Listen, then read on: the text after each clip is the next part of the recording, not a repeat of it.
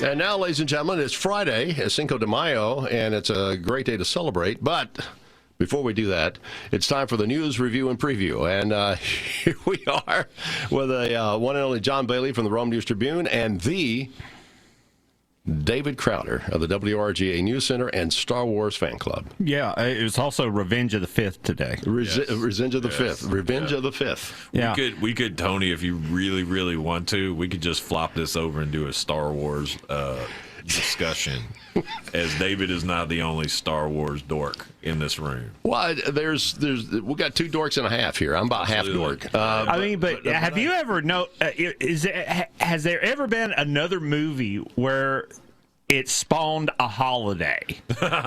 Probably.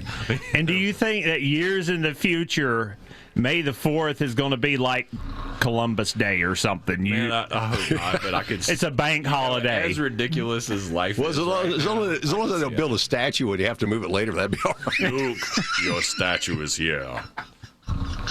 Which statue do we get? Do we get like Darth Vader? Do we get Yoda?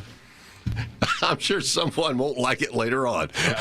Just like some Star Wars fanatic. I mean, some Star Trek guy. Yeah. They'll just get all bent out of shape. Somebody will tear down the Darth Vader statue in the middle of the night. Or a Galactica, whatever. Captain Kirk on there. Captain Kirk forever. It'll be ugly.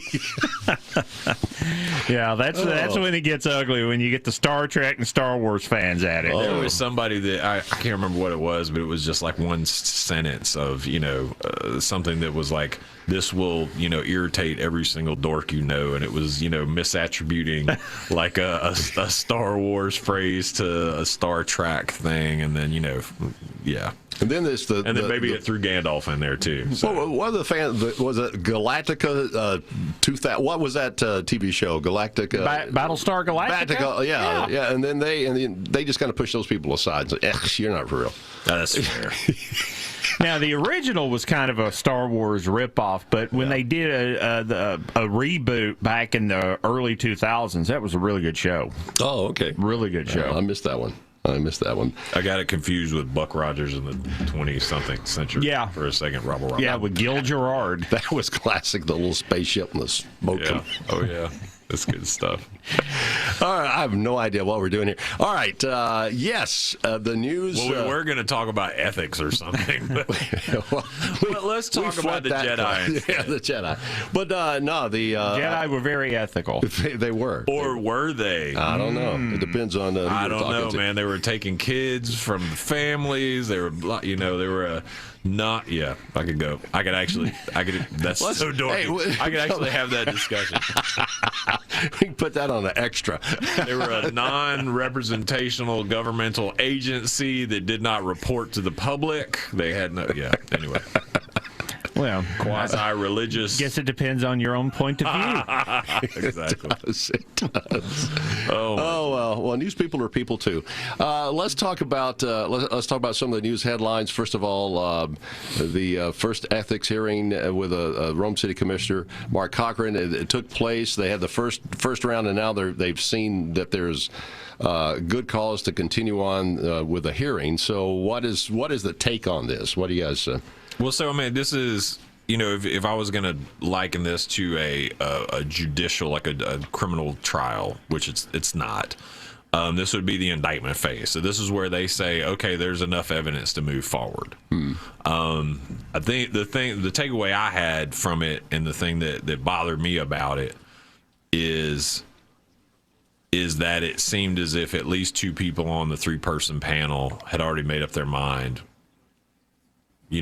to not go forward, because that was the decision they were supposed to make, but that this is a done deal. That they don't even need, the evidence or witnesses or what have you in the next phase. And, maybe I'm reading that wrong. I don't think I am. And that's bothersome to me. I mean, if this is supposed to be a semi-judicial proceeding or what have you, they need to look at everything first and then make a decision. And that's bothersome to me. especially in an ethics program. Yeah. And these are three mayors. They're three elected officials. They're they seem to be very reasonable people. And maybe they're seeing something we're not as the public, which is also concerning. This is an elected official that's facing an accusation. I'd like to see more openness. I'd like to see. I've just been when they when they have a hearing like this. I know GMA they're trying to have representatives in their district. Yeah, so these are all mayors from District 1, right?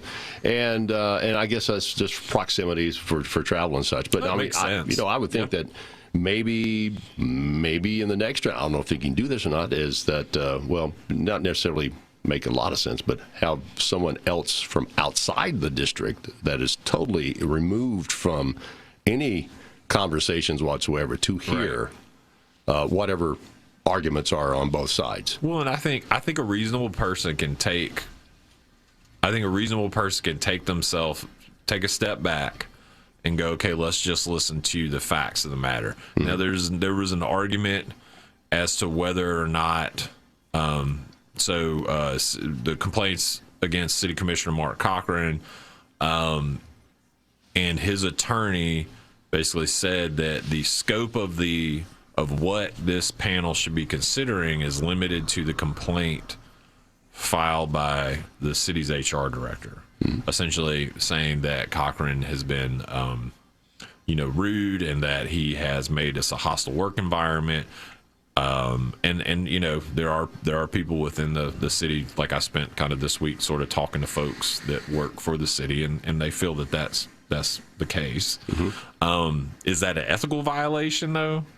I don't know, man. I've seen so many rude elected officials that it's hard to it's hard to believe that. I think though, where you get to what might be maybe an overreach in position is that when you take a look at elected officials in any state or county, sure.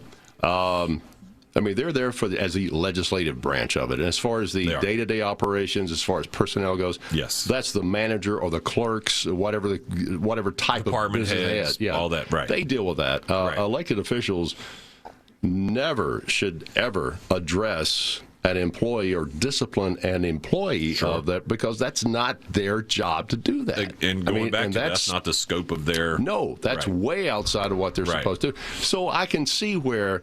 HR has a valid concern there. It says, it's kind of like stay in your lane. Right. Simplify it a little bit. And there is some reason to look deeper into that situation. Right. And so, but I guess the interesting thing is, in my main issue is that this is honestly the first time we've seen this process play out. Regionally, definitely locally. The folks on the panel said they'd never done or heard of anything like this before. We need to be doing it the right way the first time. Right.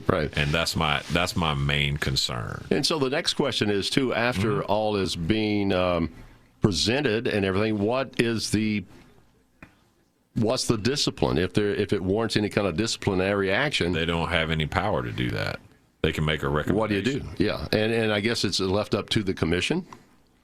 Yeah, but what power does the commission have against another? They can censure another commissioner, which is really just we'll put a mark on your permanent record, right?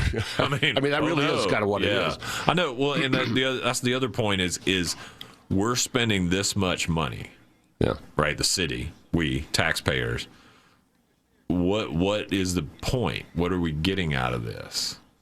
Right. I'm all about, if we feel like there's an ethics issue or that a commissioner has overstepped their bounds, regarding property discussions, or they may profit off of, whatever. That's one thing. Taking water and sewer to a housing development or something that they own, or anything, putting sidewalks in front of a property that that kind of thing. That commissioner should be staying all the way out of that, and Right. that sounds to me like that would be an ethical violation. Yeah, and that also Right. could be You're something that could be profiting from legally. You could have some serious legal Right. ramifications for Absolutely. that. But we're not Yeah. hearing Behavior. We're not hearing about that, Yeah, yeah, and that's the thing that's concerning. yeah. But no, okay. So back that to is kind of punitive yeah. measures. What can this panel do? They can make a recommendation, and then it's up to the city commission. And the way our current city commission is structured, who's got the votes? Will the city commission do anything? Because I felt like we were about to see, a couple months ago before all this started, we had a push to see that censure of Mr. Cochran, right? And then it kind of just fizzled when they didn't feel like they had the votes. The question is, what does that look like? Because we have, not all the time, but we have essentially 2 voting blocks on our city commission right now. And Cochran is that swing vote, right? And so because here's the problem, people. This is how my brain thinks now. So it's just like Inside John's brain. Here we go. this is how I look at it, and I go, okay, well, yeah, I feel like that's an issue. What can be done about it? Why is it? What does this look like? What does that look like going forward? Then does the city commission have the votes to censure Cochran and da da da da da da? And unless something's changed, and there's been a number of changes, including like a division in a church group that may have pushed apart a couple of people. You can't very well go and start your own town. Pick up and like you go start another church. What do You we just can't have? go. Downtown is the Buckhead of Rome or something. Well, it's kind of like East LJ and LJ. I mean, Right. that honestly, that's how that happened. that's how that hilarious. happened. Yeah, Right. yeah. Huh. Yeah, it was crazy. I had not thought of that. Yeah, LJ and East LJ. That's exactly what happened. A group of commissioners up there got mad, picked up their bags, and made their own town. Right. That's what happened. Lord knows it. But I mean, that's the question: is what's the point? We'll just have to dive What's more the into purpose, this and look at it. We don't have enough time here, but Yeah. I mean, seriously, what do you do? And if they find And is the you Force violate, with them? I don't. Dave would know the answer to that because he is Mr. Star Wars. Has it? Let's quickly touch on something else too. That will continue. I think the next hearing is the week of the 15th. Yes. Yeah, okay. It was either that Monday or Tuesday. All right. Next is that presentations. Citizens started making their presentations for SPLOST projects to go on the ballot, and so far, what have you guys seen from there? Well, I mean, one of the most interesting things last night is they pulled. So the city had purchased a plot of land that's adjoining other city land on Riverside Parkway with the potential purpose of moving Station 1, the fire station downtown, over to that area and making a larger facility. That was pulled from the SPLOST discussion last night, and sounds like it'll be taken up by a water and sewer call meeting this morning. So that there's an issue either with that property, with the area, or something that needs to be addressed before that could go forward. And so I think that's at 10. So I'll be there, and we'll see what's up. Interesting. Okay. All right. And speaking of big moves, the surprise news this week is the new home for the Floyd County Police Department. Yeah, I didn't see that coming, but We had known all along the city police department was going to have to move out of the Joint Law Enforcement Center as a result of the local option sales tax negotiations. Of course, the county got the Law Enforcement Center, the city's got the Forum, and the Law Enforcement Center, the space occupied by the city police, going to be converted into additional court space. Well, there's going to be even more court space, as it was announced that there was a property transfer between the school system and the Floyd County government for the Glenwood property, the Glenwood school property. So that's where the Floyd County Police Department's going to be moving. Possibly it's going to be a phased move, of course, but they're thinking they might get moved next year. Well, and so that's it's a going to be county that SPLOST quick. project too, like the kind of refurbishment, turning that into a training center. This is an interesting point about that, is that this idea came from almost like a leadership project in that in the county police department. Like, where would we move to? How would we structure it? And so as they went through and they put this proposal together, it became a real thing.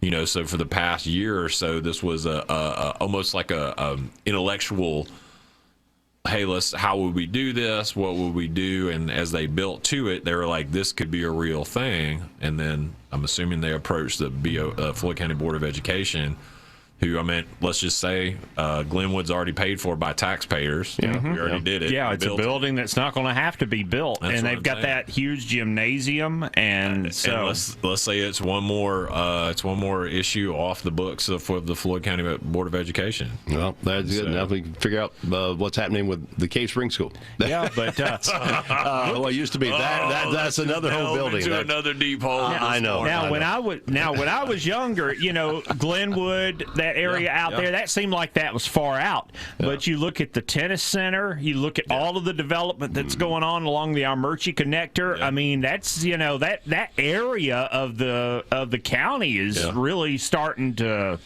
And well, I mean, it has been growing for years, with the bypass, I mean, it's easy access to just about any side of the county quickly. A lot more than, you know, I guess having to fly through downtown. I don't know. It does seem like it's a pretty decent location. It makes as much sense as having it downtown. Yeah, I mean, I don't think you lose anything from that. No, I don't think you do. No, honestly. No. All right, good. No, it's not like you don't have like everybody rolls out from that one location. No. You know, once the patrol units get out there, there's a county unit in Cave Spring. You know, just about every day down in that area in the south side. So it's the south side of the county. Well, and the way our law enforcement agencies cooperate as well. You know, if you have a county unit responding and they need assistance or whatever, you have sheriff's office deputies, you have city police, you have whoever, you know, everybody goes. So it makes sense to me. You know, and if you're a resident of that area, you've got to be kind of happy that you're going to have. They're a little closer now. Yeah. Well, it's not only that, it's going to be it's not just going to be an abandoned school building. Well, it's not abandoned. They've been keeping it up, but you know what I mean. It's not going to be another. You know, it's been repurposed for a good purpose. Right. Yeah, one of the things they're going to have to do is they're going to have to raise the toilets because.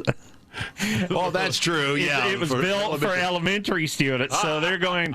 That's one of the things they're going to have to do. They're going to have to, you know. Do they keep the stalls though?